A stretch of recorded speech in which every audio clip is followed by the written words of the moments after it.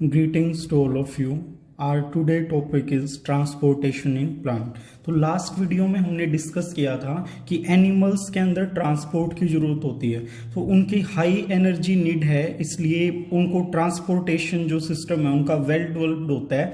But plants also do have the transportation system because they also need to transport the material from upward to downward and downward to upward.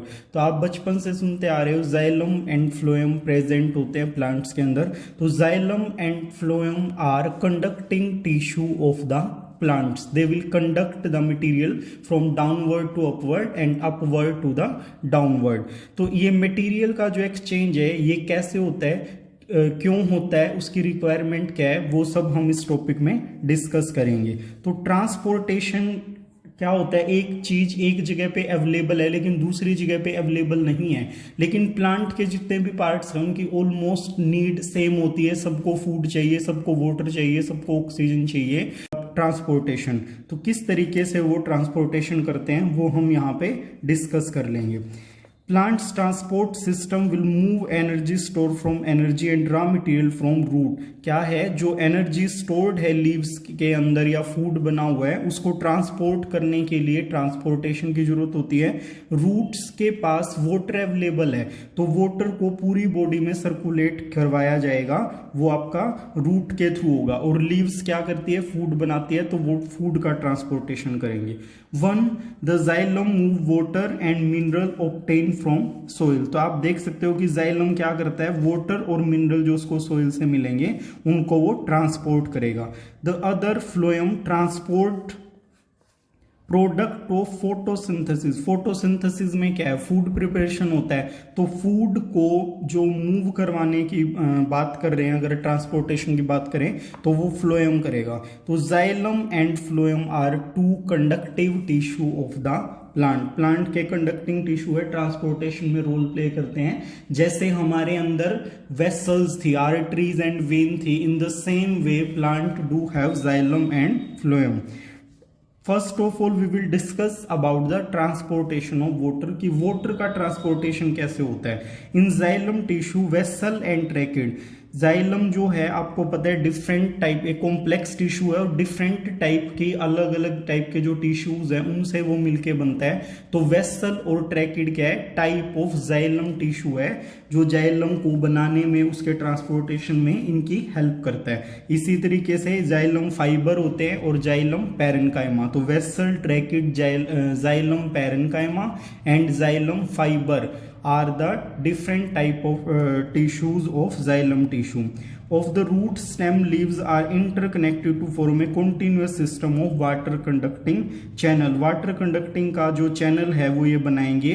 जो roots होती हैं उनकी cell क्या है, soil के contact में होगी, और सोइल के पास क्या होते हैं, बहुत सारे आयंस होते हैं. तो उन आयंस और जो भी आपके मिनरल्स है या वाटर है वो उसके कांटेक्ट में रहता है, उसको मूव करवाने में जाइलम हमारी हेल्प करेगा. अब जो ये मटेरियल्स है या आयन है वो क्या करेंगे, they will move into the root. वो रूट से कहाँ मूव कर जाएंगे, वो उसके अंदर सोइल से रूट के अंदर मूव कर जाएंगे. Sorry, to eliminate the difference this mean that there is a steady movement of water into root system xylem. Root xylem के अंदर क्या है, मूवमेंट वाटर की चलती रहती है. Create a column of water that is steady pushed upward. तो इस पीछे से वो वाटर आ रहा है और आगे क्या है उसको मतलब एक आगे अपवर्ड मूवमेंट मिल रहा है डिफ्यूजन के कारण. तो वो क्या करेगा, वाटर जो है अपवर्ड डायरेक्शन में मूव करेगा, ऊपर की तरफ जाएगा. This pressure by itself is unlikely to enough to move water from over the heights. अब प्रॉब्लम क्या है, ये इस तरह का जो ट्रांसपोर्टेशन है कि वाटर जस्ट एंटर किया, डिफ्यूजन हो गया, तो उससे जो शॉर्ट टर्म गोल्स हैं दैट विल सोल्व. बट एक प्लांट है जो बहुत ज्यादा हाइट है, 3-4 स्टोरीज जितना लंबा है, वो 40-50 फीट्स का है, तो वहां पे वाटर ट्रांसपोर्टेशन इस प्रेशर के बिहाव पे नहीं किया जा सकता. तो वहां के लिए क्या होगा, तो उसके लिए लिए आपकी डिफरेंट स्ट्रेटजीज होती हैं जो हम यहाँ पे पढ़ेंगे। Provided that plant has an adequate supply of water, water की सप्लाई होती है, the water which is lost through stomata is replaced by water from xylem vessel.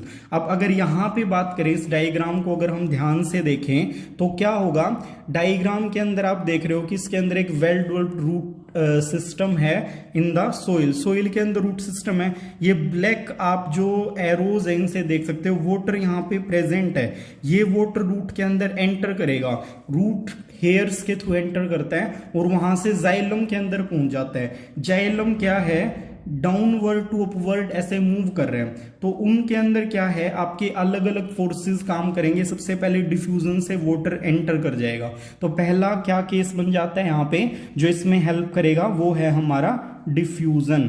तो डिफ्यूजन के थ्रू वाटर जाइलम के अंदर एंटर कर जाते हैं। इसके बाद क्या है, अगर आपने कभी नोट किया हो, केमिस्ट्री में भी आता है, कैपिलरीज ट्यूब आती है, तो आपने एक बीकर में या किसी भी वेसल में वाटर लिया और अगर आप उस कैपिलरी ट्यूब को अंदर इसके डीप करोगे तो इसके अंदर वाटर लेवल थोड़ा अप जाएगा, जो सराउंडिंग में लेवल है उससे अप रहेगा हमेशा, इसको कैपिलरी एक्शन बोलते हैं। तो कैपिलरी एक्शन भी क्या करेगा, जाइलम के अंदर वाटर ट्रांसपोर्ट में हमारी हेल्प करेगा।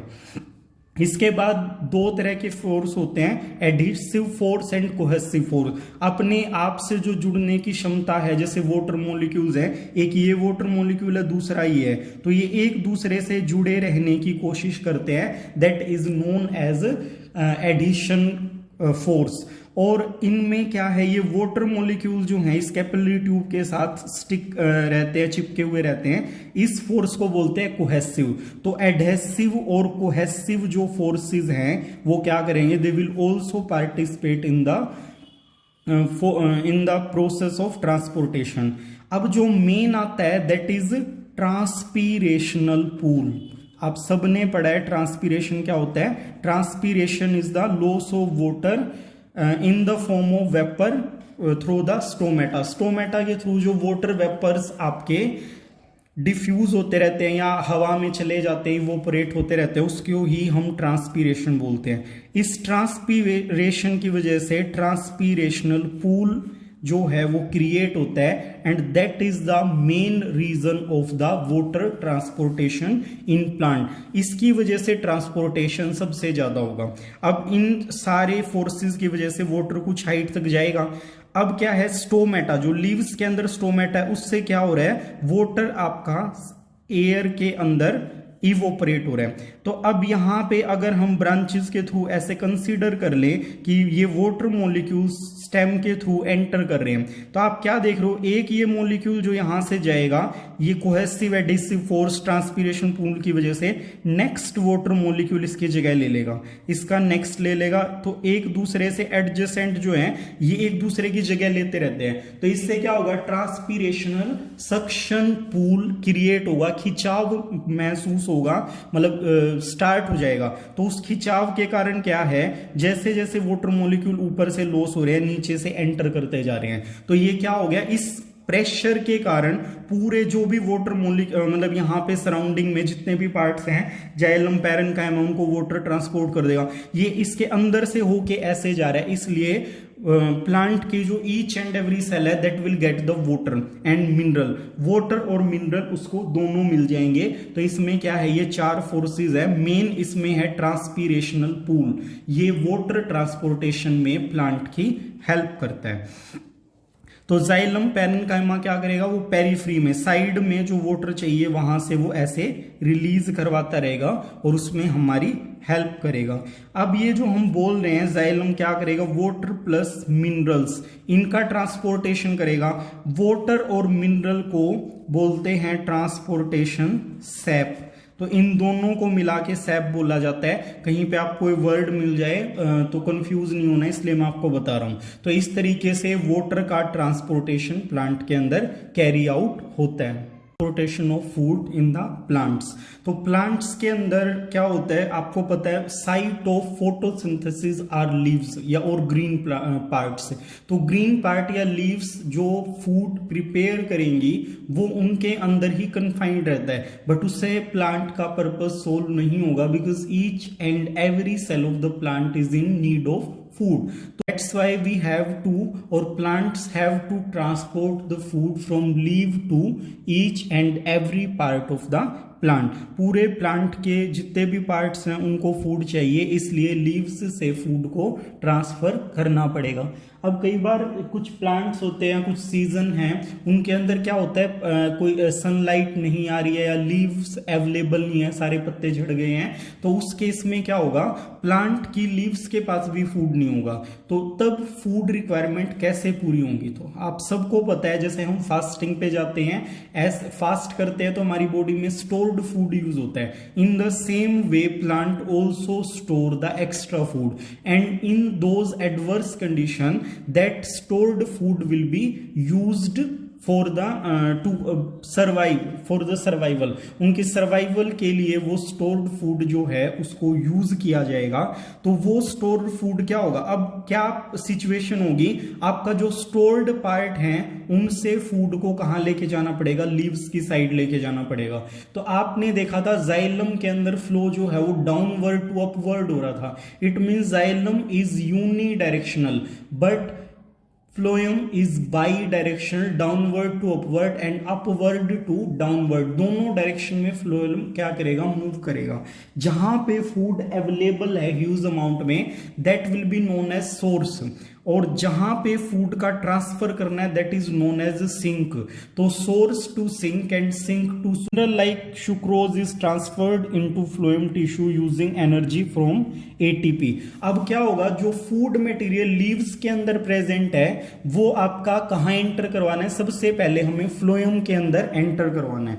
तो वहां पे एक्सपेंडिचर ऑफ एनर्जी होगा, एटीपी के कॉस्ट पे वो ट्रांसफर होता है. तो फ्लोएम के अंदर फूड एंटर कर जाता है. This increases the osmotic pressure of tissue. अब क्या होगा, अब सपोज कीजिए जाइलम और आपके फ्लोएम एडजेसेंट होते हैं. ये जाइलम है और इसके साइड में ही फ्लोएम है. फ्लोएम के अंदर जैसे ही फूड एंटर हुआ, इसका ऑस्मोटिक प्रेशर इंक्रीज हो गया. क्यों हो गया, क्योंकि यहां पे क्या होगा, सोल्यूट कम है, सोल्यूट ज्यादा और वाटर कंटेंट कम है. तो जाइलम से वाटर डिफ्यूज करके फ्लोएम के अंदर आ जाएगा और इस फूड के अंदर डिसोल्व हो जाएगा. अब सीव ट्यूब की हेल्प से क्या है, ऊपर से मास फ्लो, इसको बोला जाता है मास फ्लो. तो मास फ्लो, ज्यादा मतलब मटेरियल हो गया जो धीरे धीरे नीचे की साइड मूव करेगा आपका सीव ट्यूब के थ्रू. तो इस तरीके से फ्लोएम के अंदर ऑस्मोटिक प्रेशर ज्यादा होगा तो वाटर उसके अंदर मूव करता रहेगा जाइलम से. This pressure move the material in phloem to tissue which have less pressure. अब ऊपर प्रेशर ज्यादा था, सपोज कीजिए यहां पे क्या हुआ, हमारे फ्लोएम के अंदर यहां पे फूड और वाटर एंटर किया, तो हाई प्रेशर यहां पे, प्रेशर यहां लो है, तो फूड क्या होगा, दैट विल मूव डाउनवर्ड. अगर इसका रिवर्स केस है तो वो अपवर्ड मूव करेगा. तो reason of high pressure to low pressure वो मूव करेगा. This allow the phloem to move material according to plant need. Plant की जो भी नीड है, डाउनवर्ड टू अपवर्ड और अपवर्ड टू डाउनवर्ड, उसी डायरेक्शन में ये मूव होगा. For example in spring the sugar stored in root and stem tissue would be transfer to bird which need energy to grow. अब ये वही बता रहा है, पतझड़ वगैरह हो गई है तो उस केस, बसंत आया पतझड़ के बाद, तो उस केस में क्या होगा, वहां पे फूड स्टोर्ड है रूट के अंदर, चाहिए किसको है, ग्रोइंग बर्ड्स को चाहिए, तो रिवर्स डायरेक्शन में मूवमेंट होगा, डाउनवर्ड टू अपवर्ड होगा. अदरवाइज क्या होता है, जो नॉर्मल है लीव्स के अंदर फूड बन रहा है और वो नीचे की तरफ मूव कर रहा है, अपवर्ड टू डाउनवर्ड फूड का ट्रांसपोर्ट वो बड़ा कॉमन होता है. लेकिन जब एडवर्स कंडीशन आएंगी वो आपका वाइज वर्सा हो जाएगा, डाउनवर्ड टू अपवर्ड मूव करेगा. तो आपको ये पॉइंट ध्यान रखना है, phloem is bidirectional and xylem is unidirectional. Phloem के अंदर मास फ्लो के कारण मूवमेंट होगा और जाइलम के अंदर मूवमेंट किसकी वजह से होगा, बिकॉज ऑफ ट्रांसपीरेशनल पूल और सक्शन. Thank you.